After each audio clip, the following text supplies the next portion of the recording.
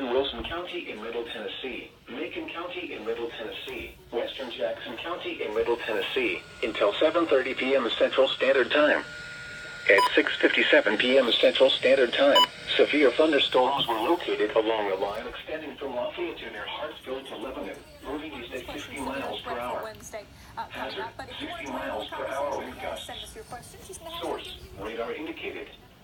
Intact, expect damage to roofs, siding, and trees. Locations impacted include Lebanon, Lafayette, Carthage, Hartsville, Gordonsville, Red Boiling Springs, Hickman, South Carthage, Dickerson Chapel Recreation Area, Granville, Dixon Springs, Tucker's Crossroads, Pleasant Shade, and Baptistol.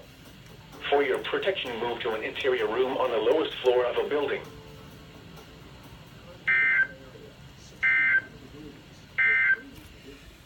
You're listening to NOAA Weather Radio. All hazards. The voice of the There you go, it was issued early.